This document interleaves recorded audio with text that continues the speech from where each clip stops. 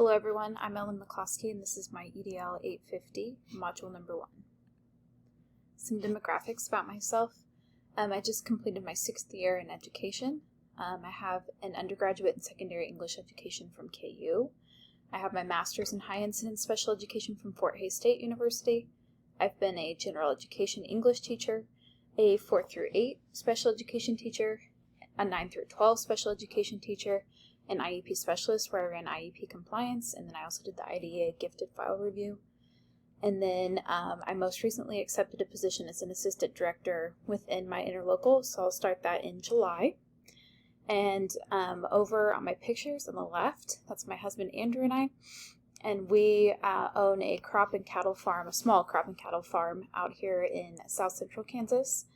And in our free time, we enjoy spending time with our golden retriever Clive on the right, and then all of our friends and family. And so on the bottom picture is a picture of all of our friends that we enjoy spending time with. In terms of the federal government,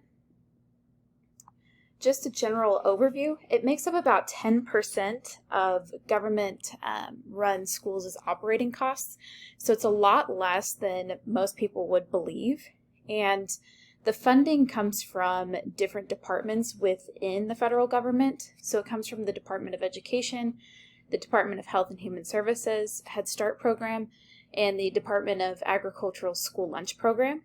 And poorly positioned, the federal government is poorly positioned to dictate the details of state and local efforts to improve schools. So they actually have the federal government actually has a lot less control than most people would believe. And some of the most controversial policy issues are test-based accountability and school choice that come up within the federal government. And the federal government's duty is to promote student achievement and preparation by fostering educational excellence and ensuring equal access. So that's from the U.S. Department of Education 2021. Some of their duties and responsibilities is that they regulate and enforce educational reforms. They follow the 4 proactive principles, which are ensuring that no student is denied the right to an equal education, that they provide compensatory funding to facilitate educational opportunity for high-need students, they support education research and development, and they support the development conditions to promote state and local education. So they also ensure the right to a free and high-quality education for all students. They cannot force a school to participate in programs. So an example of this would be No Child Left Behind. So they can offer up, the federal government can offer up these types of programs and can offer the funding that's tied to them. But if a school elects to not participate in that program, then they just are choosing not to potentially receive that funding. And then the federal government, they fill in the gaps in state and local aid when different national issues arise. So one recent example that I'm sure everyone is using is COVID, where they're filling in kind of that monetary gap that exists. For the state government, on average, states provide slightly less than half of schools' operating costs from income and sales tax. States can develop their own departments of education and follow and pass laws for schools to follow. They're primarily responsible for overseeing public education today as they determine how much money is spent on education. Their school governance and management varies from state to state, so it's extremely different on what the state does and doesn't allow or how they run education from state to state. And example duties and responsibilities are included in the Nebraska and Kansas State Board of Education duties, so they go through and they outline exactly what their responsibilities are as a state government. And so the state government often chooses to go ahead and delegate their responsibility and authority over school districts back to that local government so that they can claim that authority. And so states can choose to adopt specific programs in order to receive federal funding. So one good example is if a school decides to if the state decides to participate in the Common Core state standards, then they can potentially receive Race to the Top grants. So they can receive that money. They have to develop their own sort of benchmarks to go ahead and monitor that progress. They also often create their own standards to evaluate school performance. So some of their duties and responsibilities is that they provide and allocate funding for public schools. They set state standards for assessment, standards, and curriculum. They oversee special services for students with disabilities. They license all private and public schools, and this also includes charter schools. And they elect and appoint some local and state school board members. For the local government, state governments commonly delegate, they delegate their responsibility to government-run schools to local bodies, so to those local school boards who then decide how those schools will operate, so really focused on that local control. And so federal and state funding makes up a little bit more than half of the school's funding, and then in return, it's the school board's responsibility to identify how they're going to make up the rest of that funding, and that's through property taxes. And since its inception, public education has been run locally by the districts with less power as you move up to the state and federal levels. So again, really focusing on that local control and kind of removing that power that the federal and state government could have. And then it's grounded in a philosophy of government premised on the belief that the individuals and institutions closest to the students and most knowledgeable about a school and its most important decisions. So really focusing on that local government being the best option to make decisions for the school, because they're the ones that are on the ground in the schools and identifying the needs of students and staff. So some of their duties and responsibilities, they look at oversight and development of school. They oversee and develop school policies within their district. They adopt the school budget and they allocate resources. They employ the district superintendent. They accept the collective bargaining agreements. And they look at policies that guide hiring of other district staff.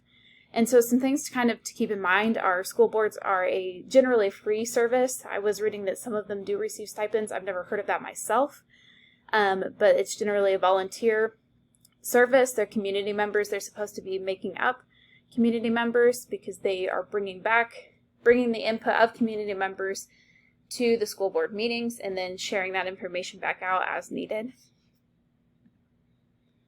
For some of the school board policies that I was going through, in terms of success and well-being of students and staff, there's a student code of conduct included in the school board policies.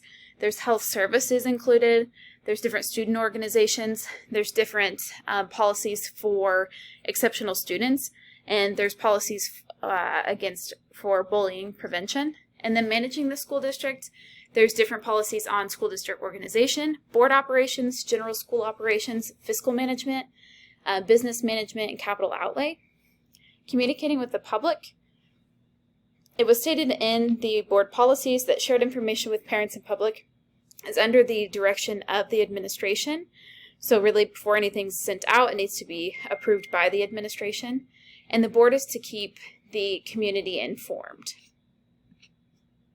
For evaluating technology, there wasn't really anything specific that I found that pertained to this specific topic other than computer and device use. And so there were some policies built in, for example, just downloading things without the consent of the IT person or administration. Utilizing operation systems. Again, there's that board operations system and then the general school operations system.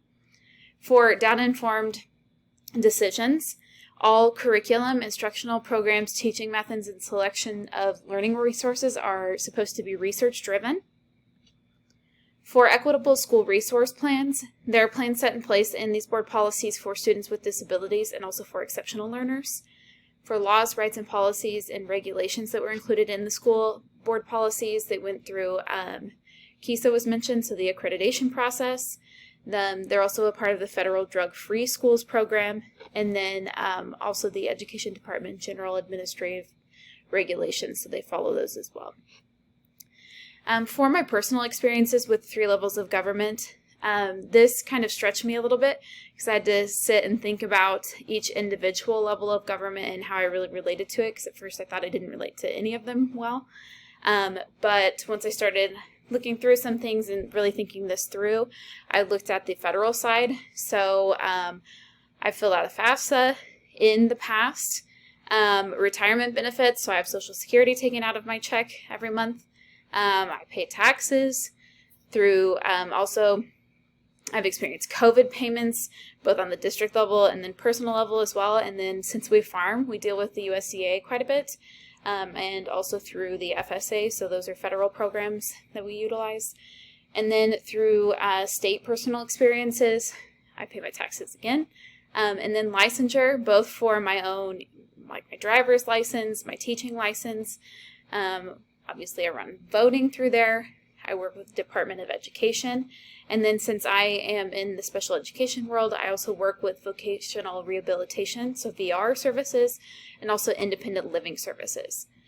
For local government experiences, I've worked with the Board of Education. Obviously, that's who hires me, and then that's who will also be performing evaluations as an assistant director under the guidance of the director.